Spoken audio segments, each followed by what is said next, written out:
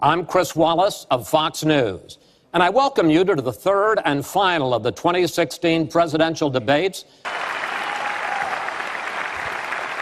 Let's get right to it. The first topic is the Supreme Court. First of all, where do you want to see the court take the country? And secondly, what's your view on how the Constitution should be interpreted? I feel strongly that the Supreme Court needs to stand on the side of the American people. For me, that means that we need a Supreme Court that will stand up on behalf of women's rights, on behalf of the rights of the LGBT community, that will stand up and say no to Citizens United. It is important that we not reverse marriage equality, that we not reverse Roe v. Wade.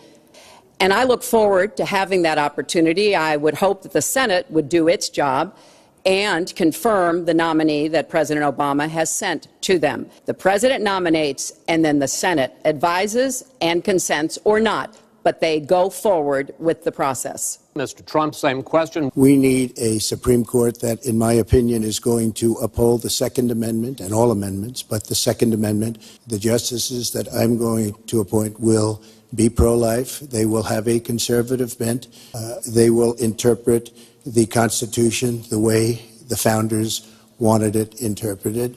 Secretary Clinton, you said last year, and let me quote, the Supreme Court is wrong on the Second Amendment. And now, in fact, in the 2008 Heller case, the court ruled that there is a constitutional right to bear arms, but a right that is reasonably limited. What's wrong with that? Because I support the Second Amendment doesn't mean that I want people who shouldn't have guns to be able to threaten you, kill you or members of your family. I think we need comprehensive background checks, need to close the online loophole, close the gun show loophole. You mentioned the Heller decision, and what I was saying that you referenced, Chris, was that I disagreed with the way the court applied the Second Amendment in that case, because what the District of Columbia was trying to do was to protect toddlers from guns. And the court didn't accept that reasonable regulation, but they've accepted many others. So I see no conflict between saving people's lives and defending the Second Amendment. Well, the D.C. versus Heller decision was very strongly, and she was extremely angry about it. I watched. I mean, she was very, very angry when upheld. And people that believe in the Second Amendment and believe in it very strongly were very upset with what she had to say. Well, I was upset because, unfortunately, dozens of toddlers injure themselves, even kill people with guns. You know, look, I understand that Donald's been strongly supported by the NRA. The gun lobby's on his side. They're running millions of dollars of ads against me. And I regret that, because what I would like to see is for people to come together and say, of course, we're going to protect and defend the Second Amendment, but we're going to do it in a way that tries to save some of these 33,000 lives that we lose every year. In Chicago, which has the toughest gun laws in the United States, probably you could say by far, they have more gun violence than any other city. I don't know if Hillary was saying it in a sarcastic manner, but I'm very proud to have the endorsement of the NRA, and it's the earliest endorsement they've ever given to anybody. Well, let's pick up on another issue which divides you, and that's the issue of abortion. Right. Do you want the court, including the justices that you will name, to overturn Roe v. Wade? Well, if that would happen, because I am pro-life and I will be appointing pro-life judges, I would think that that will go back to the individual states. But I'm asking you specifically, would you like to... If they overturned it, it'll go back to the states. But what I'm asking you, sir, is, do you want to see the court overturn? You just said you want to see the court protect the Second Amendment. Do you want to see the court overturn Roe v. Wade? Well, if we put another 2 or perhaps 3 justices on, that's really what's going to be, will happen. In this case, it's not only about Roe v. Wade. So many states are putting very stringent regulations on women that block them from exercising that choice, to the extent that they are defunding Planned Parenthood. Donald has said he's in favor of defunding Planned Parenthood. He even supported shutting the government down to defund Planned Parenthood. I will defend Planned Parenthood. Indeed, he said women should be punished, that there should be some form of punishment for women who obtain abortions, and I could just not be more opposed to that kind of thinking. You also voted against a ban on late-term partial birth abortions. Why? Because Roe v. Wade very clearly sets out that there can be regulations on abortion so long as the life and the health of the mother are taken into account. And when I voted as a senator, I did not think that that was the case. If you go with what Hillary is saying, in the 9th month, you can take the baby and rip the baby out of the womb of the mother just prior to the birth of the baby. Now, you can say that that's okay, and Hillary can say that that's okay, but it's not okay with me. Well, that is not what happens in these cases, and using that kind of scare rhetoric is just terribly unfortunate. This is one of the worst possible choices that any woman and her family has to make. I've been to countries where governments either forced women to have abortions like they used to do in China, or forced women to bear children like they used to do in Romania. And I can tell you the government has no business in the decisions that women make. And honestly, nobody has business doing what I just said, doing that as late as 1 or 2 or 3 or 4 days prior to birth. Nobody has that. All right, let's move on to the subject of immigration. Mr. Trump, you are calling for major deportations. Secretary Clinton, you say that within your first 100 days as president, you're going to offer a package that includes a pathway to citizenship. The question really is, why are you right and your opponent wrong? We need strong borders. In the audience tonight, we have 4 mothers of, these are unbelievable people that I've gotten to know over a period of years, whose children have been killed, brutally killed by people that came into the country illegally. Hillary wants to give amnesty. She wants to have open borders. The border secure, as you know, the Border Patrol agents, 16,500 plus ICE last week, endorsed me. First time they've ever endorsed a candidate. One of my first acts will be to get all of the drug lords, all of the bad ones. We have some bad people in this country that have to go out. We're going to get them out. We're going to secure the border. And once the border is secured, at a later date, we'll make a determination as to the rest. But we have some bad hombres here, and we're going to get them out. You're right. I don't want to rip families apart. I don't want to be sending parents away from children. I don't want to see the deportation force that Donald has talked about in action in our country. He said as recently as a few weeks ago in Phoenix that every undocumented person would be subject to deportation. Now, here's what that means. It means you would have to have a massive law enforcement presence, where law enforcement officers would be going school to school, home to home, business to business, rounding up people who are undocumented.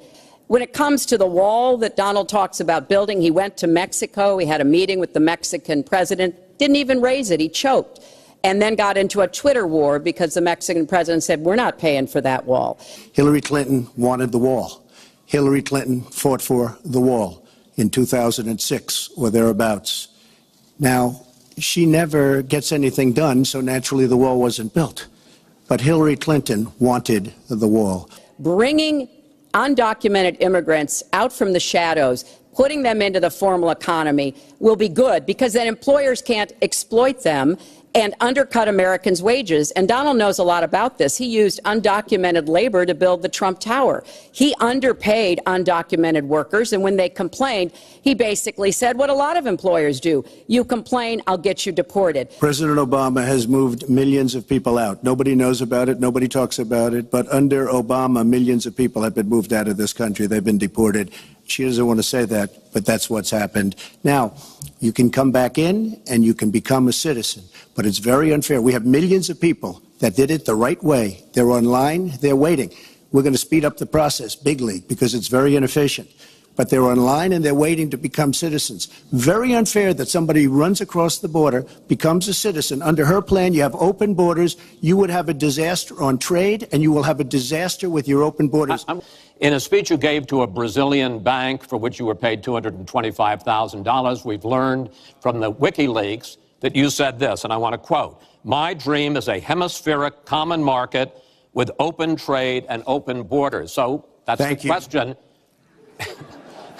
That's the question. Please quiet, everybody. Well, if you went on to read the rest of the sentence, I was talking about energy. You know, we trade more energy with our neighbors than we trade with the rest of the world combined. And I do want us to have an electric grid, an energy system that crosses borders. But you are very clearly quoting from WikiLeaks. And what's really important about WikiLeaks is that the Russian government has engaged in espionage against Americans. This has come from the highest levels of the Russian government, clearly from Putin himself, in an effort, as 17 of our intelligence agencies have confirmed, to influence our election. Finally, will Donald Trump admit and condemn that the Russians are doing this? Those are the questions we need answered. We've never had anything like this happen in any of our elections before. That was a great pivot off the fact that she wants open borders, okay? How did we get onto Putin? She wants open borders. People are going to pour into our country. She wants open borders. Now we can talk about Putin. I don't know Putin. He said nice things about me. If we got along well, that would be good. If Russia and the United States got along well and went after ISIS, that would be good. Look, Putin, from everything I see, has no respect for this person. Well, that's because he'd rather have a puppet as president of the United States. No puppet. And it's pretty clear. You're the puppet. It's pretty clear you won't admit that the Russians have engaged in cyber attacks against the United States of America, that you encouraged espionage against our people, and that you continue to get help from him because he has a very clear favorite in this race. She has no idea whether it's Russia, China, or anybody else. I am not quoting myself. No idea. I am quoting Hillary, you have no idea. 17 do you doubt 17 our military has and no civilian agencies? Well, yeah, he'd rather believe Vladimir Putin than the military and civilian intelligence professionals who are sworn to protect us. I find that just absolutely She doesn't like Putin because Putin has outsmarted her at every step of the way. Excuse me. Putin has outsmarted her in Syria. He's outsmarted her every step of the way. The top national security officials of this country do believe that Russia has been behind these hacks.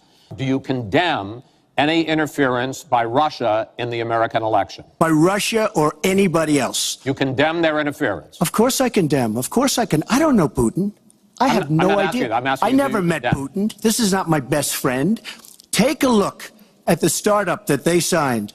The Russians have said, according to many, many reports, I can't believe they allowed us to do this. They create warheads and we can't. Here's the deal. The bottom line on nuclear weapons is that when the president gives the order, it must be followed.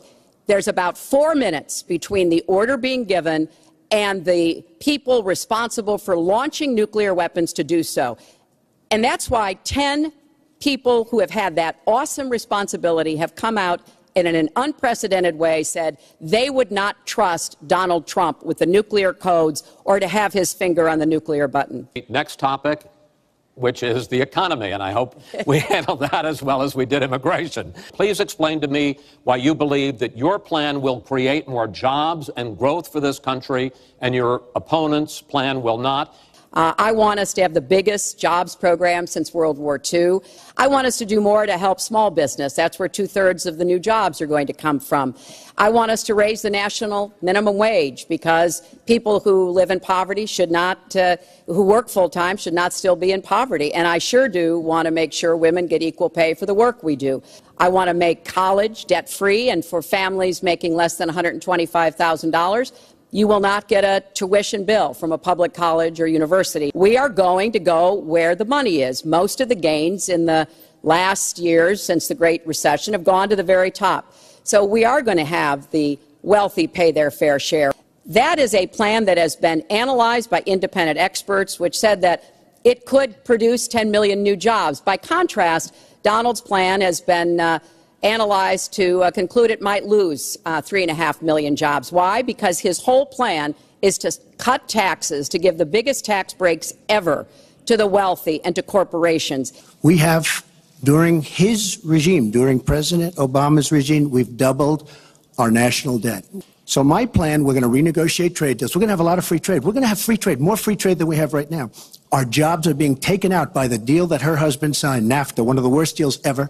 I am going to renegotiate NAFTA. And if I can't make a great deal, then we're going to terminate NAFTA and we're going to create new deals. We're going to have trade. We are going to cut taxes massively. We're going to cut business taxes massively. They're going to start hiring people. We're going to bring the $2.5 trillion that's offshore back into the country. He's going to advocate for the largest tax cuts we've ever seen, 3 times more than the tax cuts under the Bush administration. He will, through his massive tax cuts, add $20 trillion to the debt. When my husband was president, we went from a $300 billion deficit to a $200 billion surplus, and we were actually on the path to eliminating the national debt.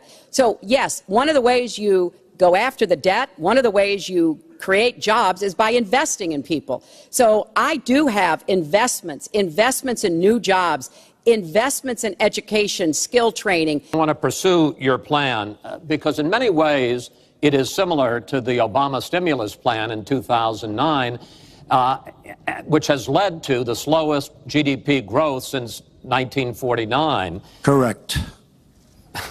Thank you, sir.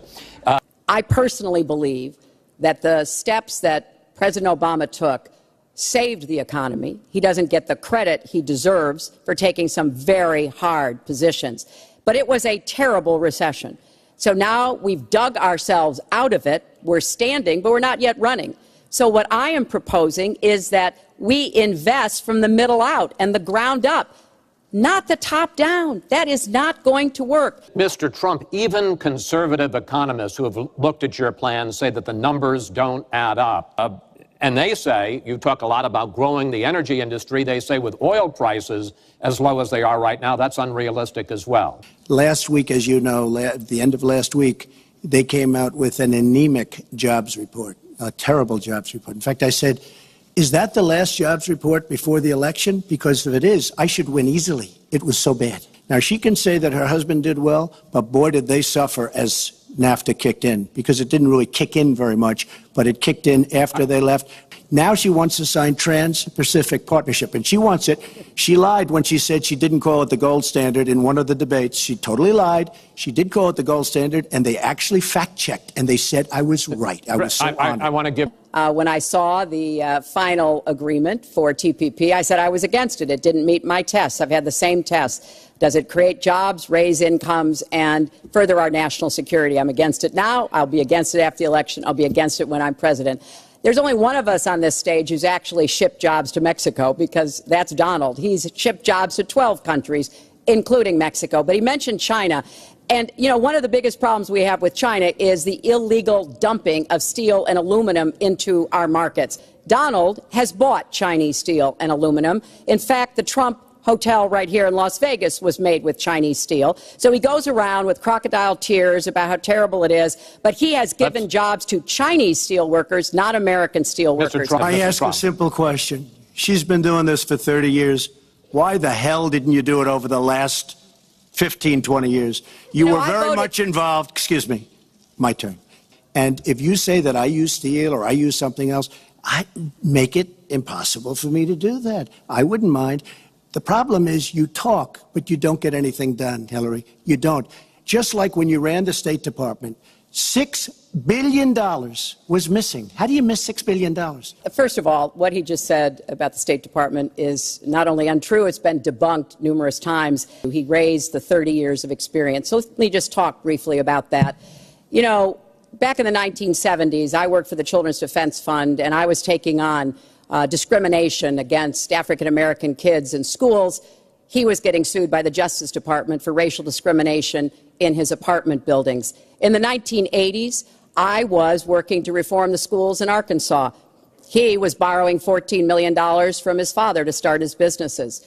In the 1990s, I went to Beijing, and I said women's rights are human rights. He insulted a former Miss Universe, Alicia Machado, called her an eating machine. And on the day when I was in the Situation Room monitoring the raid that brought Osama bin Laden to justice, he was hosting the Celebrity Apprentice. Well, I think I did a much better job. I built a massive company, a great company, some of the greatest assets anywhere in the world, worth many, many billions of dollars. I started with a $1 million loan. I agree with that. It's a $1 million loan, but I built a phenomenal company. When you look at her real record, take a look at Syria, take a look at the migration, take a look at Libya, take a look at Iraq. She gave us ISIS because her and Obama created this huge vacuum. And a small group came out of that huge vacuum because we should have never been in Iraq. And now I listen how she's going to get rid of ISIS. She's going to get rid of nobody. 9 women have come forward and said that you either groped them or kissed them without their consent. Why would so many different women from so many different circumstances over so many different years, why would they all in this last couple of weeks make up, you deny this, why would they all make up these stories? And since this is a question for both of you, Secretary Clinton, Mr. Trump says what your husband did and that you defended was even worse. Those stories have been largely debunked. Those people, I don't know those people. I have a feeling how they came. I believe it was her campaign that did it. Just like if you look at what came out today on the clips, where I was wondering what happened with my rally in Chicago and other rallies where we had such violence. She's the one in Obama that caused the violence. They hired people, they paid them $1,500, and they're on tape saying, be violent, cause fights, do bad things. These women, the woman on the plane, the woman, I think they want either fame or her campaign did it. And I think it's her campaign. I believe, Chris, that she got these people to step forward. If it wasn't, they get their 10 minutes of fame. A number of women have come forward saying that's exactly what he did to them. Now, what was his response? Well, he held a number of big rallies where he said that he could not possibly have done those things to those women because they were not attractive enough for them to be assaulted. I did not say that. In fact, he went on to say... Her 2 minutes, sir, her 2 minutes. But did not say that. It's her 2 minutes. He went on to say, look at her. I don't think so. He attacked the woman reporter writing the story, called her disgusting, as he has called a number of women. Donald thinks belittling women makes him bigger. He goes after their dignity, their self-worth, and I don't think there is a woman anywhere who doesn't know what that feels like. That's who Donald is. I think it's really up to all of us to demonstrate who we are. Mr. Trump. Nobody has more respect for women than I do. Nobody. Nobody has more respect. Please, everybody. And I really want to just talk about something slightly different. What isn't fictionalized are her emails, where she destroyed 33,000 emails criminally. And she gets away with it, and she can run for the presidency of the United States. That's really what you should be talking about, not fiction, where somebody wants fame or where they come out of her crooked campaign. This is a pattern of divisiveness, of a very dark and in many ways dangerous vision of our country, where he incites violence, where he applauds people who are pushing and pulling and punching at his rallies. So sad when she talks about violence at my rallies, and she caused the violence. It's on tape. During your 2009 Senate confirmation hearing, you promised to avoid even the appearance of a conflict of interest with your dealing with the Clinton Foundation. But emails show that donors got special access to you. Those seeking grants for Haiti relief were considered separately from non-donors, and some of those donors got government contracts, taxpayer money. Can you really say that you kept your pledge to that Senate committee? Everything I did as Secretary of State was in furtherance of our country's interests and our values. But I am happy. In fact, I'm thrilled to talk about the Clinton Foundation because it is a world-renowned charity. Respectfully, this is an open discussion. Well, it is an open discussion. I understand. And the specific question went to pay for play. Do you want to talk about that? But there is no evidence. But there is a lot of evidence about the very good work and it's a criminal enterprise. And so many people know it. It's a criminal enterprise. Saudi Arabia giving $25 million, Qatar, all of these countries. You talk about women and women's rights. So these are people that push gays off buildings. These are people that kill women and treat women horribly, and yet you take their money. So I'd like to ask you right now, why don't you give back the money that you've taken from certain countries that treat certain groups of people so horribly? Why don't you give back the money? I think it would be a great gesture.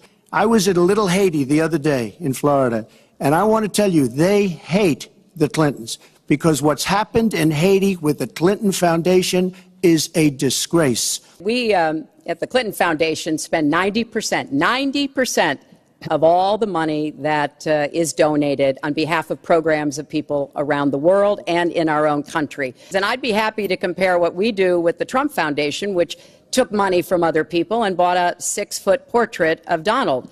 I mean, who does that? It just was astonishing. The Clinton Foundation raised $30 million to help Haiti after the catastrophic earthquake. Trump Foundation, small foundation.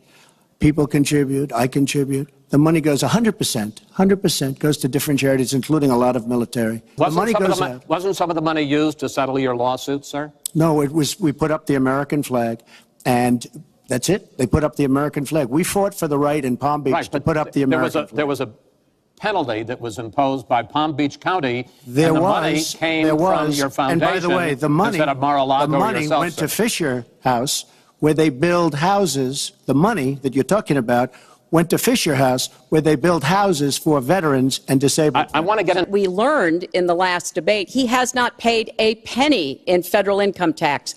And we were talking about immigrants a few minutes ago, Chris. You know, half of all immigrants, undocumented immigrants in our country, actually pay federal income tax. So we have undocumented immigrants in America who are paying more federal income tax than a billionaire. We're entitled, because of the laws that people like her pass, to take massive amounts of depreciation and other charges, and we do it. And you know, Hillary, what you should have done? You should have changed the law when you were a United States Senator. If you don't like it, because your donors and your special interests are doing the same thing as I do, except even more so. Well, you should have changed the law, but you won't change the law because you take in so much money. I mean, I sat in my apartment today on a very beautiful hotel down the street known as Trump. Made with Chinese steel. But I will tell you, I sat there watching ad after ad after ad, false ad, all paid for by your friends on Wall Street that gave so much money because they know you're going to protect them. And frankly, you should have changed the laws. If you don't like what I did, you should have changed the laws. Mr. Trump, your running mate, Governor Pence, pledged on Sunday that he and you, his words, will absolutely accept the result of this election. Today, your daughter Ivanka said the same thing. I want to ask you here on the stage tonight, do you make the same commitment that you will absolutely, sir, that you will absolutely accept the result of this election? I will look at it at the time. I'm not looking at anything now. I'll look at it at the time. If you look at your voter rolls, you will see millions of people that are registered to vote. Millions. This isn't coming from me. This is coming from Pew Report and other places. Millions of people that are registered to vote that shouldn't be registered to vote. Tell you one other thing. She shouldn't be allowed to run. She's guilty of a very, very serious crime.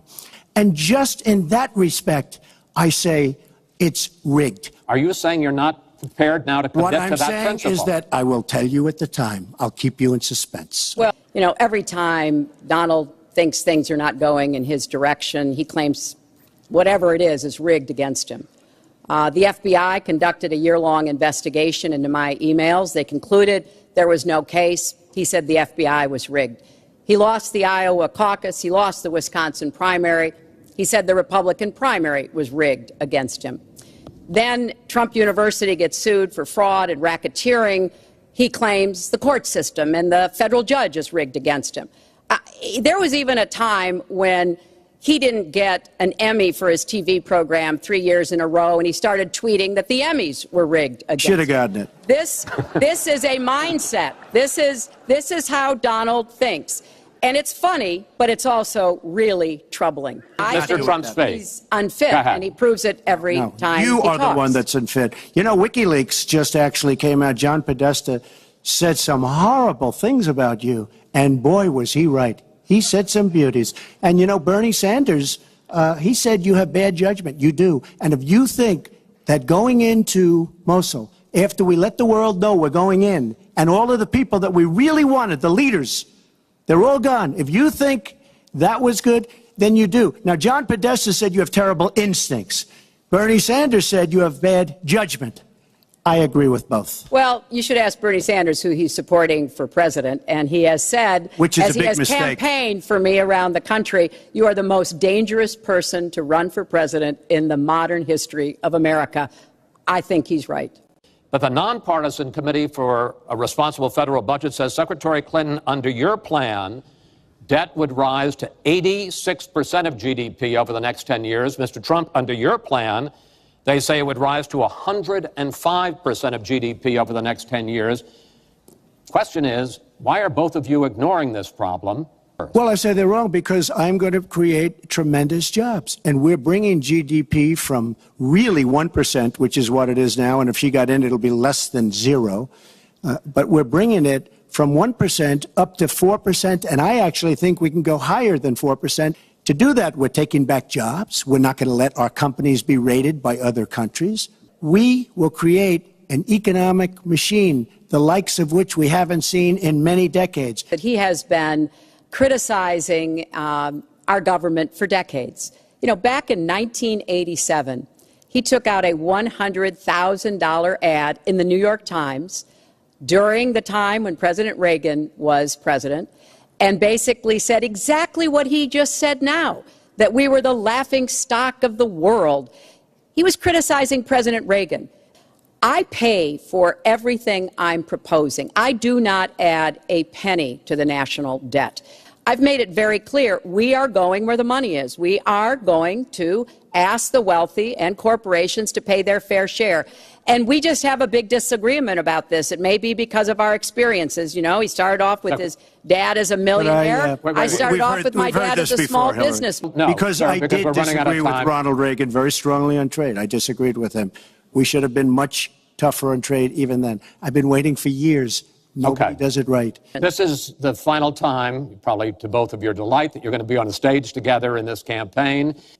As the final question and the final debate to tell the American people why they should elect you to be the next president. I'm reaching out to all Americans, Democrats, Republicans, and independents, because we need everybody to help make our country what it should be. I will stand up for families against powerful interests, against corporations. I will do everything that I can to make sure that you have good jobs with rising incomes, that your kids have good educations from preschool through college. I hope you will give me a chance to serve as your president. Secretary Clinton, thank you. Mr. Trump? She's raising the money from the people she wants to control. It doesn't work that way. But when I started this campaign, I started it very strongly. It's called Make America Great Again. We have a depleted military. It has to be helped. We don't take care of our veterans. We take care of illegal immigrants, people that come into the country illegally, better than we take care of our vets. Our policemen and women are disrespected. We need law and order, but we need justice, too. I will do more for African Americans and Latinos than she can ever do in 10 lifetimes. We cannot take 4 more years of Barack Obama, and that's what you get when you get her. Thank you, and good night.